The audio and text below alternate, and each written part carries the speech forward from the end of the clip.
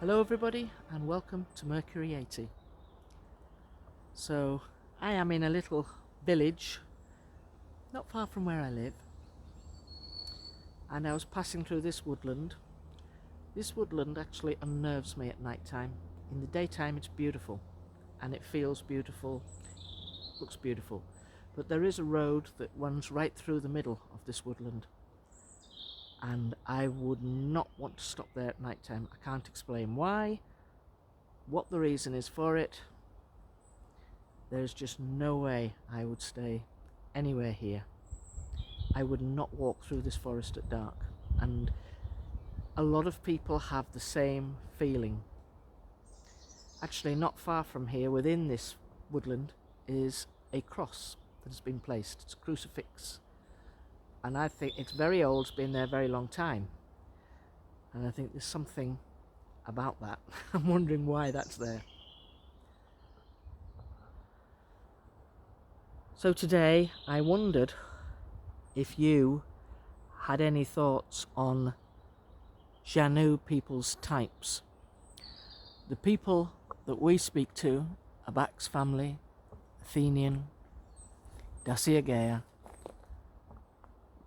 they are extremely benevolent. They are teachers, natural teachers. And I think one of the purposes of them being where they are is to teach anything to do with planetary movement and things to other Xanue and families, not only in this country but quite probably internationally as well. But I do believe and I do understand that not all the Xanue peoples are like that, and that's why I think there are many types. The American government has acknowledged, I think, 4 types, but I'm quite certain, from my understanding, there are more types than that. Quite a few more types. So we know of the obvious ones that people, every opportunity they get, they want to bring up is the dogman. I'm not really going to go down that road. We don't have an instance of them here, thank goodness. And I think that they, as anybody you listen to who recounts their experiences and their tales, will tell you the same story. There's something very off about them. And I think that we assume that all the Xanue types are all wholly physical.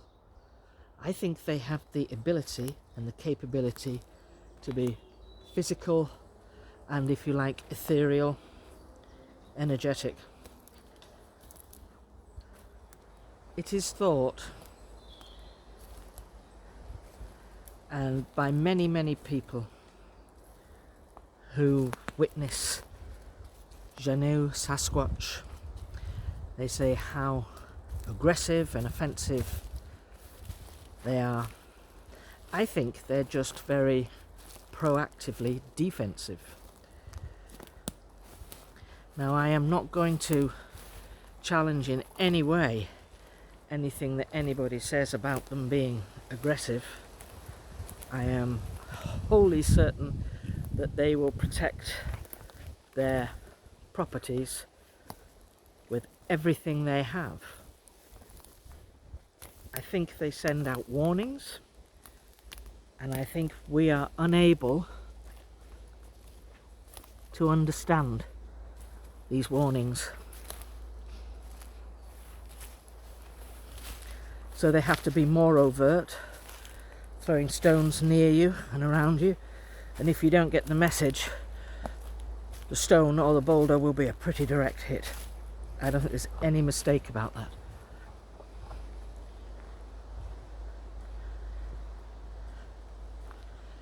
So the types. What I thought was, when I was listening to people discussing how aggressive they were and how opposite that is to our experience, I think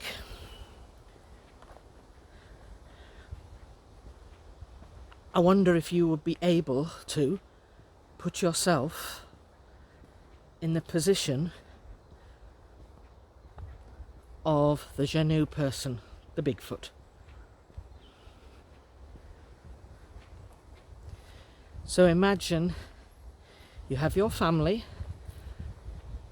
and they're all, and it may be extended family, and it may not be, it may be just your immediate family, and you live in these woods, okay? So imagine you have 30 acres, not massive, but you have 30 acres. As human beings, we would not know if somebody was walking on the boundary unless A, we saw them, or B, we had security cameras. So I think we have some senses. We have our known senses. Human beings, we've got hearing, sight, taste, touch, smell. Have we also got this another sense, which I would say is our gut instinct?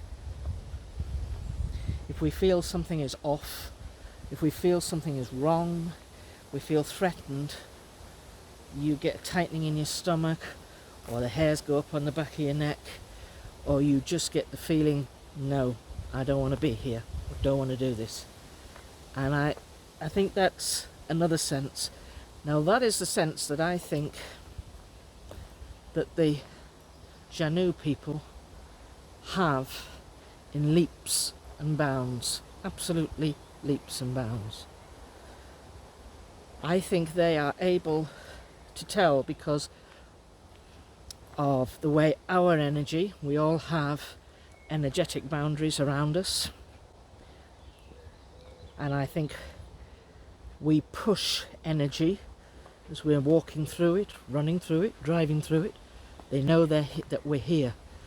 They feel this ping, if you like, against the energy boundary. Uh-oh, someone's on our territory, type of thing.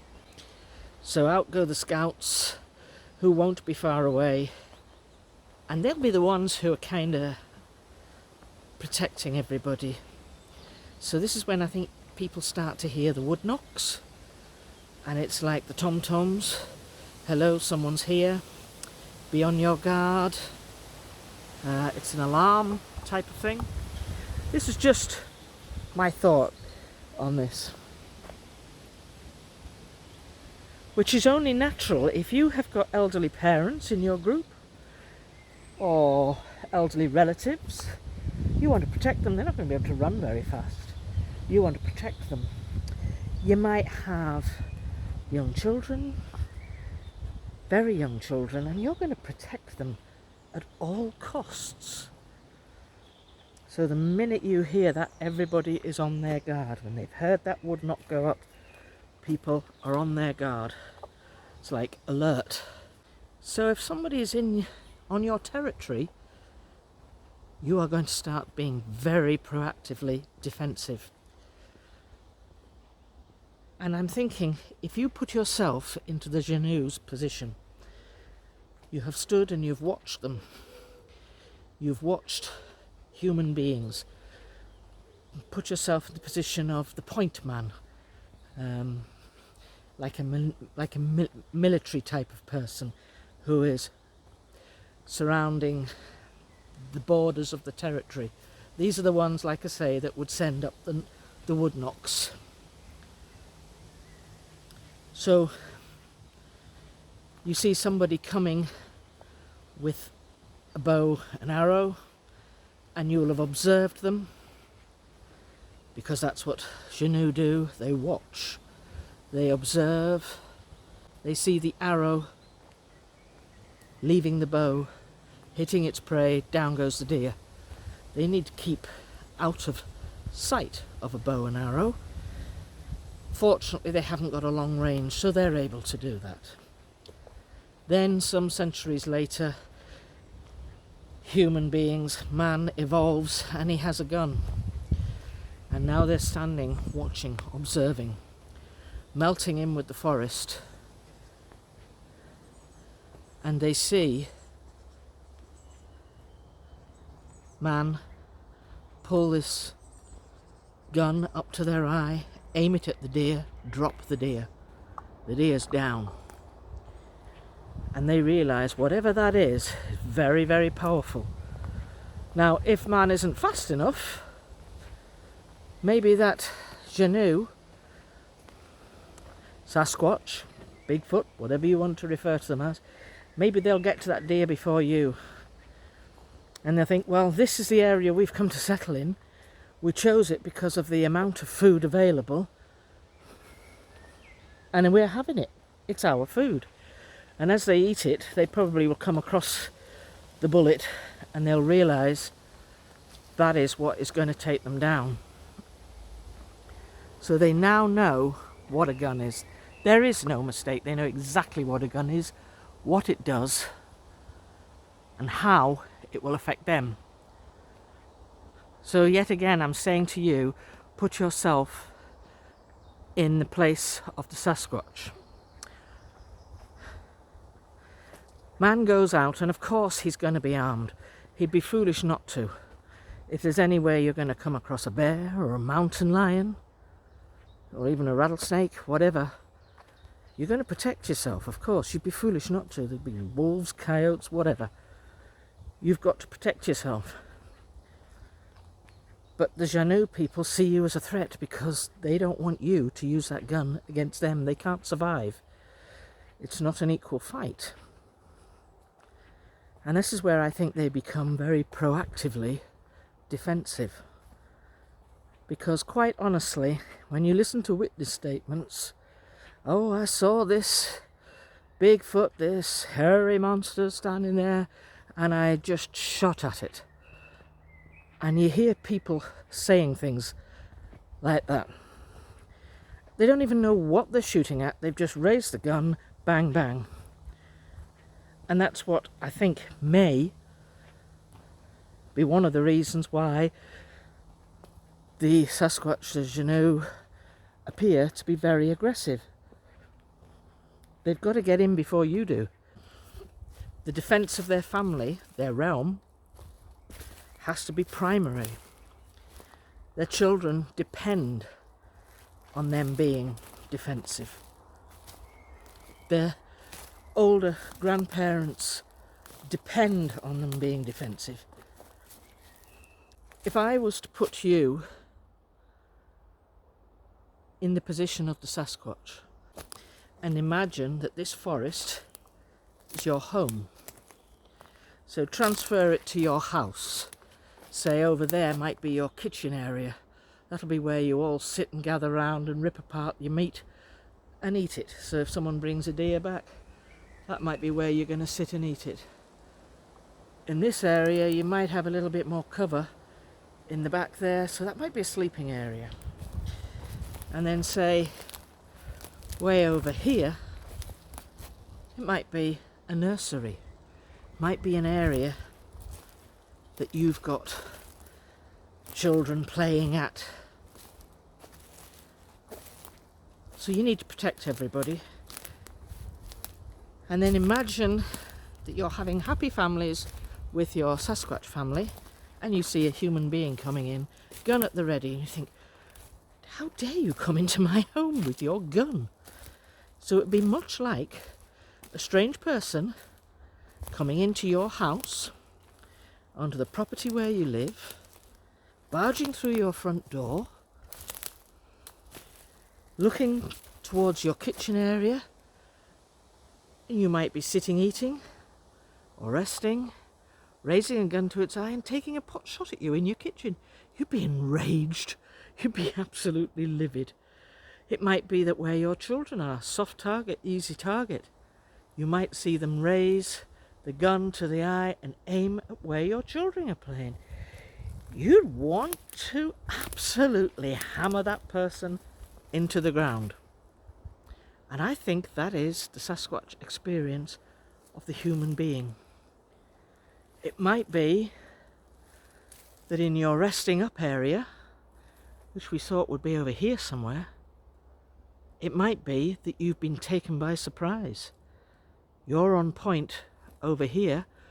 You've heard the breach of your boundaries and your perimeters, and you're making your way like a freight train because you know your family is resting up and sleeping. And you've got no protection. And I think that's maybe where they start to use infrasound. They're going to protect their family at all costs. When I speak of this, the dogman as people refer to it, I hear from a Fenian, and she says they are not the same species. She says anything with a tail and a snout is not the same species. She says they're a different thing altogether. And I think this is human nature again, to lump anything that we don't understand, to lump it all together. So she's saying that's a completely different entity.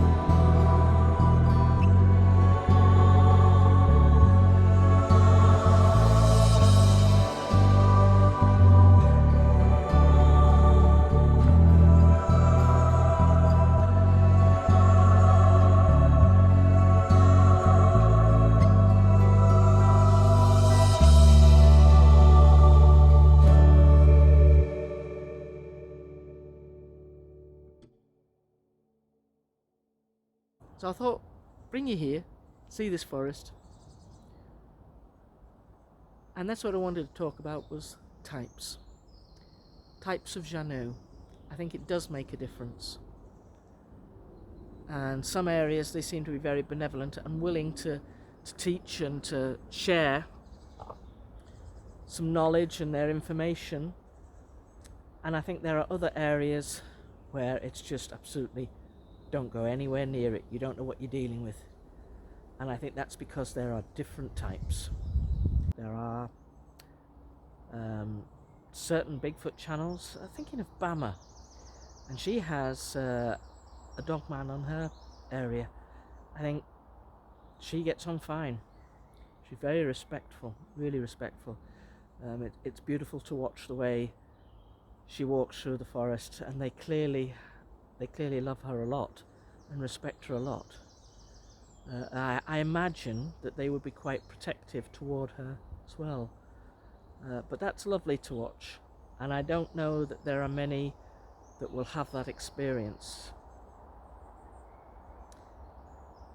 So if you're out hunting, maybe you might want to have a conversation, even if you think you're just talking to the forest. Have a conversation before you go in, and I wonder whether your experience would be different. Look at that, isn't that view beautiful? It's just lovely, isn't it?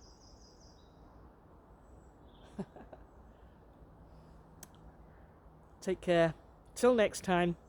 Have fun, stay safe, be kind to each other, okay? Bye!